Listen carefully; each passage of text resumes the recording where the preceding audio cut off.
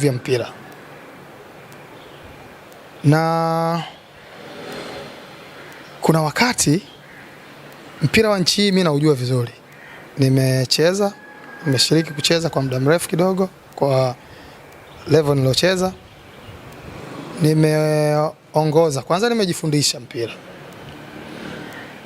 kwa maana ya administration, nimejifundisha kwa level ya coaching mpaka kufika lesson B ya kafu, and I hope kuendelea kusoma mpira, lakini nimefanya hizo kazi za administration. Nimekuwa kiongozi wa Azam FC msimu minne na zaidi. Nimekuwa kiongozi wa shirikisho. Najua mambo mengi, tena nako ni miaka 4 plus. Najua mambo mengi ya mpira wa nchi hii. Huwezi kunidanganya kirahisi, huwezi. Najua mimi ambayo watu wengine wengi tu ambao nawaona kwenye mpira hawayajui. Mambo mengi mimi nayajua. Najua experience kiwa mchezaji, nikiwa kiongozi, nayajua. Utapata tabu sana na mimi kwa sababu mara chache sana kuwapata watu wa aina yangu. Kwenye mpira wa nchi hii ni either uwe Simba au uwe Young Africa. Ukimpata mtu ambaye jambo la Simba likiwa baya analisema kama lilivyo, na jambo la Yanga likiwa baya analisema kama lilivyo, utawapata wachache. Na kwa nchi yetu, Simba wakifanya vibaya ukiwaambia we ni Yanga, na Yanga wakifanya vibaya ukiwaambia we ni Simba. Na kwa sababu tuna jamii ya watu wanaotumikishwa wengi kwa kulipwa visenti, wanaamini kwamba kila anayesema ukweli huyo analipwa pesa. Ni mazoea tu ya watu kwamba kuna watu wanapenda kwenda kulipwa vipesa. Kwa hiyo hawawezi kuishi kwa kutumia mishahara yao, hawawezi kuishi kwa kile wanachokipata kwa kufanya kazi ambayo ni halali. Watu wanazoea bob mash nyingi. Wakimwona mtu anaishi kihalali na anayasema mambo kama yalivyo, huwa wanasawajika kidogo. Huyu vipi huyu? Basi huyu atakuwa anapewa hela, huyu atakuwa anafanya hivi. Mimi kama yupo ambaye amewahi kunipa hela ili nifanye jambo fulani, niandike au niliseme jambo fulani, atoke.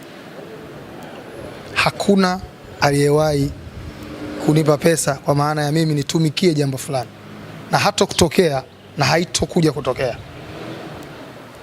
Mimi ni mtu tofauti na watu wanavyonichukulia, na misimamo yangu.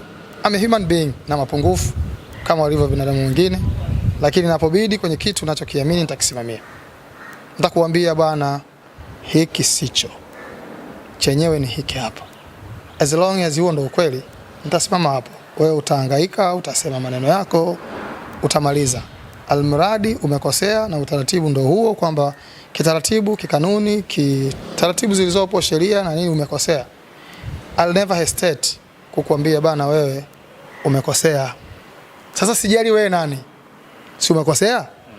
Hili jambo litaki hivi, linataka hivi, wewe umekosea.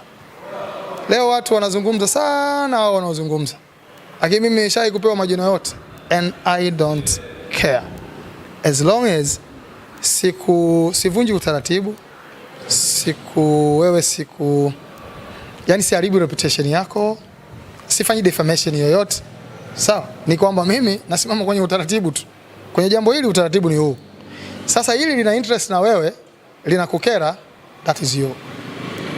Lakini ukweli ukoje? Ukweli ni huu, sawa? Sasa ukweli unaweza ukawa mchungu kwako, lakini mtamu kwa mtu mwingine. It's like a news. So there is no good news, kwa sababu nzuri kwako, mbaya kwa mtu mwingine, na mbaya kwake, nzuri kwako. Kwa hiyo kusema this very good news, lakini hiyo ni mbaya kwa mtu mwingine, kwa sababu yeye ana interest yake kwenye hiyo news.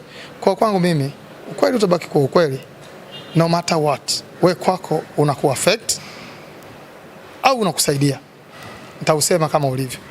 Na huo ndio umekuwa msimamo wangu. Hayuko kiongozi wa timu yoyote, hayupo aje with the evidence aseme bwana, wewe niliwahi kukupa hela useme jambo hili, ushahidi huu. Hayupo na hatotokea.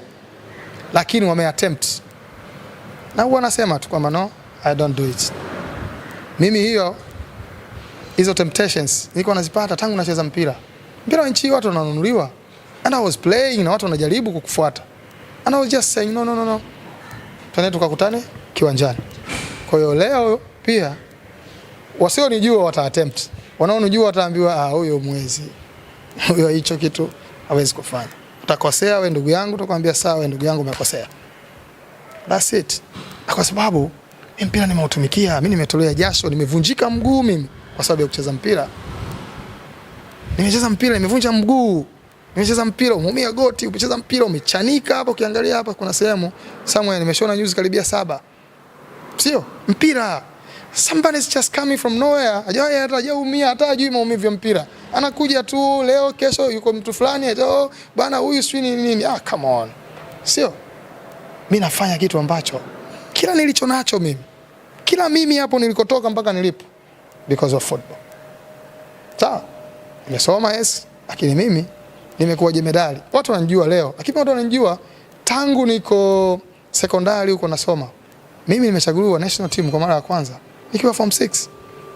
Ni history kwenye nchi hii. Sio? Sasa leo wewe unanijua leo, lakini watu wananijua huko.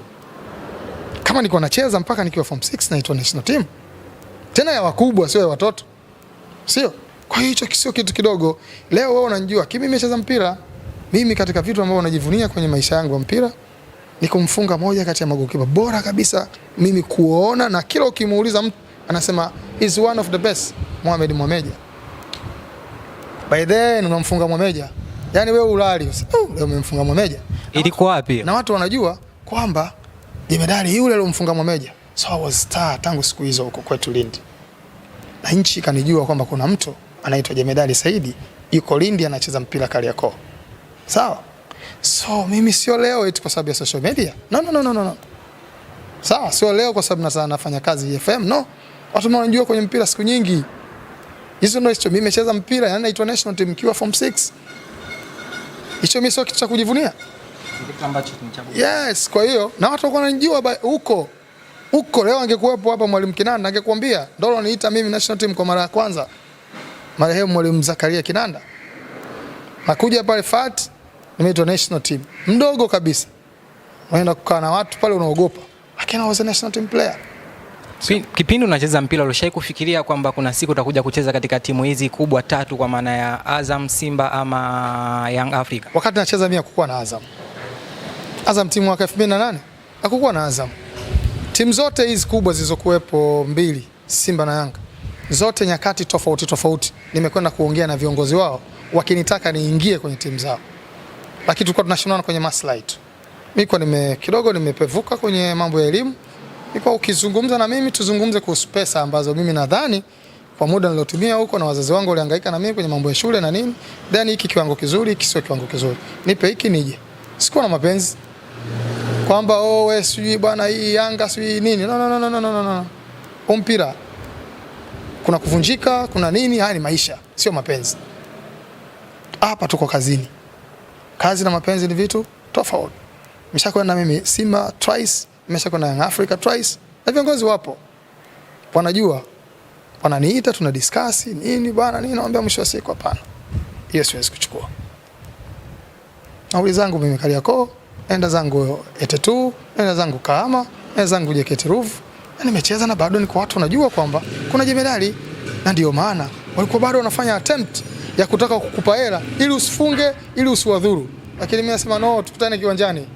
Na wote nishatesa hao. Simba wanajua Lindi walikimbia, nimewanyoa, wakaja Shinyanga, dakika ya 93 mpira unakwenda kuisha, wanaongoza 2-1, mimi nikaweka chuma 2-2, wote wamelala chini. Young Africa tumenyoa hapo Taifa siku moja. 1-0. Tumalize jemedali. Kwa namna ambavyo kwa sasa ligi yetu inakwenda, tutegemee kuiona timu tofauti na Yanga, Simba pamoja na Azam itakwenda kuchukua ubingwa ama mpaka kwenda mabadiliko fulani hivi? Haiwezekani. Bingwa atatokana na Simba na Yanga na Azam. Tunaiweka Azam by the way. Bingwa ni Simba au Yanga. By the way Azam. Polisi hawezi kuwa bingwa. Sijui nani washika nafasi nyingine. Coast hawezi kuwa bingwa, si ndio wako juu hao? Coast hawezi kuwa bingwa nchi. Aina ya timu walikuwa nayo na mpira wa nchi hawawezi. Coast waliwahi kuwa bingwa nchi mwaka 88. Simba ilikuwa mbovu kiasi kwamba ilikuwa inataka kushuka daraja mwaka huo 88. Imeokolewa na Yanga. Yanga umefungwa 2-1. Yanga umetoka nao sare tu. Yanga ungekuwa bingwa, Simba unashuka daraja. Kwa sababu ilikuwa mechi taifa, ilikuwa inachezwa Yanga na Simba. Mkokwani kulikuwa na Coast na African Sports zikiwa bora kabisa 88. Sawa? Hapa Yanga angepata sare kwa sababu mechi ya kule Coast ilifungwa 2-2. Yanga angekuwa bingwa. Lakini Yanga akafungwa 2-1. Coast kule kafungwa 2-2 na African Sports. Coast kawa bingwa huko akiwa amefungwa. Sawa? Mshindi wa pili Young Africa. Lakini wakaenda kutoka tu kuna ligi ya Muungano. Ligi ya Muungano bingwa wakawa Sports ambaye ndio alikuwa anacheza Champions League. Coast wakacheza Eastern Central. Coast wakafika finali ya Eastern Central mwaka 89 wakaja kufungwa na Breweries kwa penalty 3-0. No, walifungwa 3-0 sio penalty. Penalty ilikuwa nusu finali ambako Mwameja alidaka. Goalkeeper mwingine alikuwa nafikiri marehemu sasa hivi Hamis Makene. Goalkeeper ndio alikuwa kipa namba 1 kwa Mwameja.